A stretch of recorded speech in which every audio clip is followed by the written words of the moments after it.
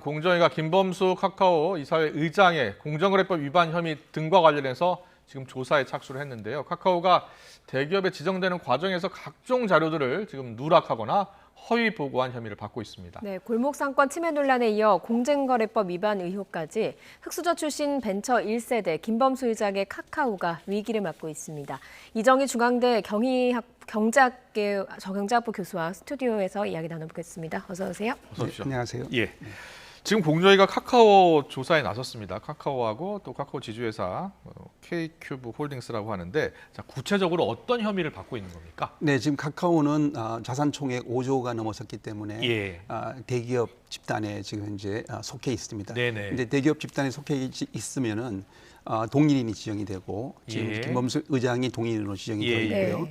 그러면은 이제 매년 그런 어떤 가족들, 동일인 가족들에 대한 이런 소유 현황들에 대해서 보고를 하게 돼 있는데, 현재 지금 K큐브 홀딩스가 그동안 여러 가지 자료 보고가 이제 누락이 되어 있었고요. 또 후위 보고가 좀 이제 돼 있었다. 예. 이런 이제 혐의를 받고 있습니다. 그렇군요. 예. KQB 홀딩스 사실상 카카오의 지분을 상당 부분 가지고 있는 것으로 알려져 있고, 또 김범수 의장의 가족들이 대부분 일을 하고 있다고 알려져 있거든요.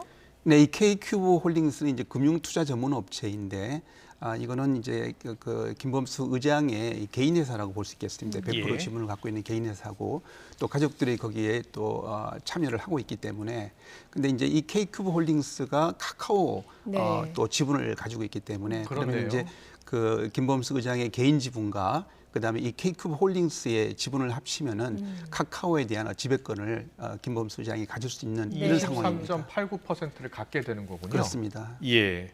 그래서 그런가요? 김범수 총수가 최근 이재용 삼성 부회장보다 더 부자가 됐다라는 보도가 나오더라고요. 실제로 재산이 얼마나 됩니까? 네, 뭐 제가 재산 어떤 뭐 얼마나기보다 지금 현재 아마 그런 이야기 나온 거는 예.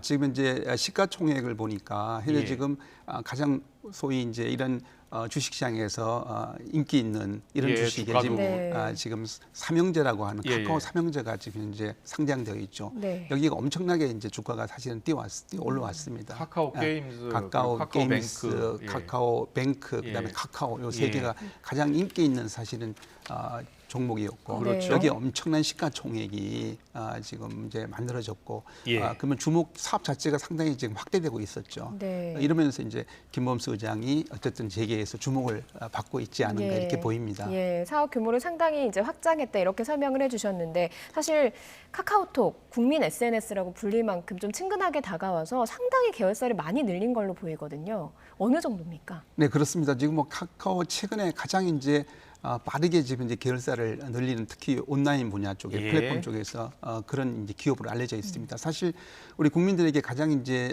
뭐 1,000만 명 이상이 다 사용하고 있는 카카오톡이 네. 이 카카오톡을 기반으로 해서 이런 다양한 사업들이 이어지고 있는 거죠. 예, 지금 뭐, 카카오 계열사 저희가 그래프로 만들어 봤는데 36개에서 지금은 158개나 된다고 하네요. 네, 그렇습니다. 이제 뭐 골목 상권에 예를 든다면은 미장원도 그렇고 모든 분야에서 예. 카카오와 연결 안 될 수가 없고, 또 택시 같은 경우도 그렇고요. 카카오 택시, 네, 그렇습니다. 카카오 미용실. 네, 유통 분야도 지금 상당히 카카오 유통. 선물하기가 카카오 이제는, 선물하기 가장 있어요. 편리하게 예. 카카오톡을 네. 이용하는 사람들이 하고 있기 때문에 유통 분야에서도 아주 빠르게 성장하고 있는 또 기업으로 알려져 있습니다. 예. 예.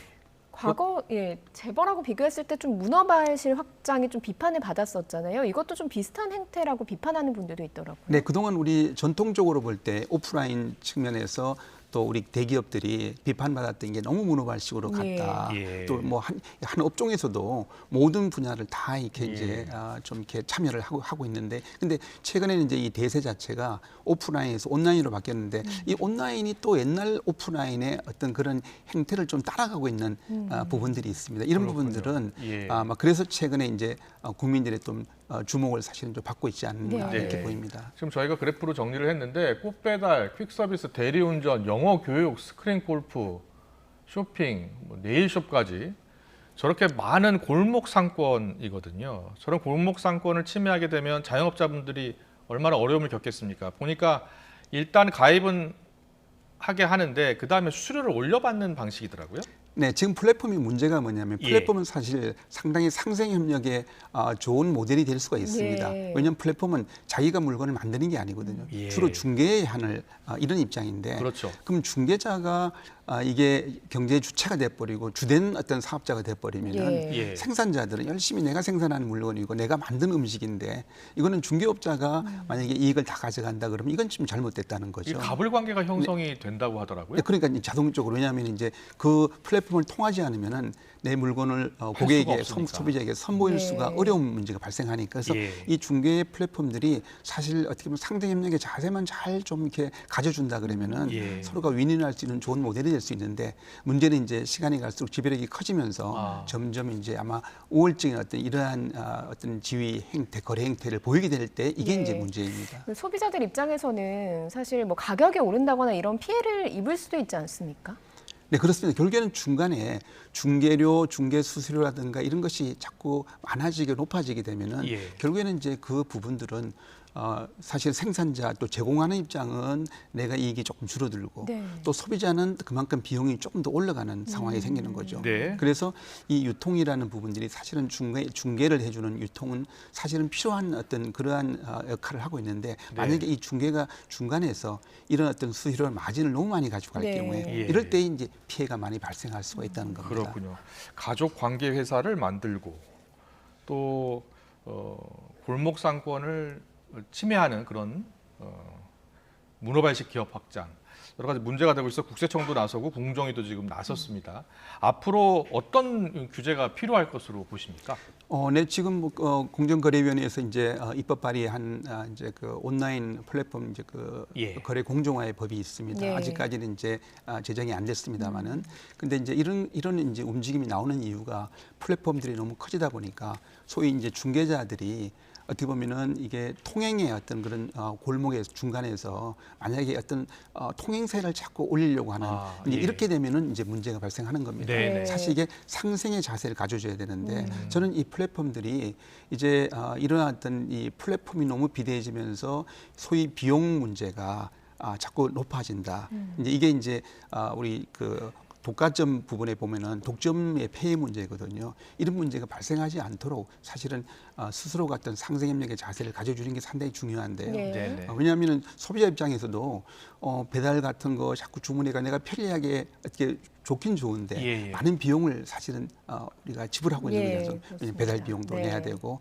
이런데 만약에 그 통행이 상당히 제한적이 된다 그러면은 그 통행료는 올라갈 가능성이 있는 겁니다. 이게 그렇죠. 이제 가장 문제가 될 것입니다. 네. 예. 그런데 사실 뭐 세계적인 흐름 자체가요. 미국, 뭐 구글, 페이스북, 아마존 이런 제재를 좀 가하고 있는 흐름을 좀 타고 있기도 하잖아요. 네, 왜냐하면 이제 전반적으로 세계적인 어떤 기업이 예전에 전통적인 기업에서 지금 빅테크 기업으로 바뀌고 있거든요. 네. 네. 이 빅테크 기업이 전반적인 글로벌 지배력을 강화하다 보고 높이다 보니까 여러 가지 폐해가 나타나고 이래서 지금 이제 규제 당국들이 미국을 중심으로 해서 이제 사실은 규제의 칼을 지금 이제 꺼내고 있다.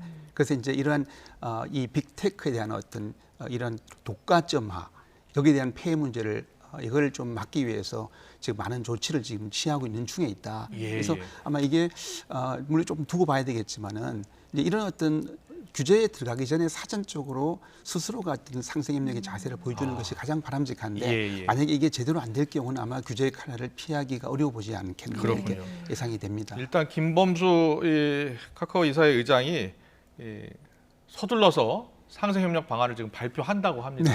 네. 자, 어떤 방안이 발표돼야 한다고 보십니까? 저는 사실 이 플랫폼은 사실 필요한 우리의 여러 가지 소비자한테는 편리함을 주고 있고요. 예. 또 공급자에게는 어떤 판로를 제공하고 있습니다.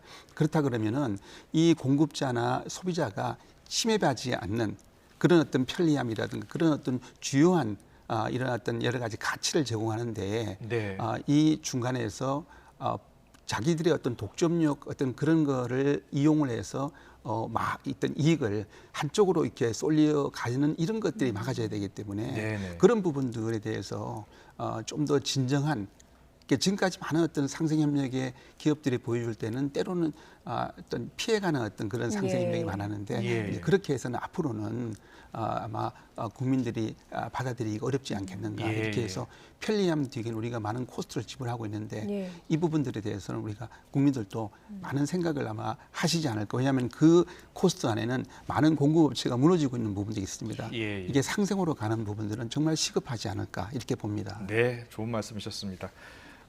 코로나19로 많은 이 골목상권 자영업자분들이 어려움을 겪고 있고 문을 닫고 있는데 이 플랫폼 기업들 카카오나 네이버는 큰 흑자를 보고 있다고 하더라고요. 상생할 수 있는 그런 협력 방안 꼭 마련해야 되겠습니다. 지금까지 이정희 중앙대 경제학부 교수와 이야기 나눠봤습니다. 잘 들었습니다. 고맙습니다. 네.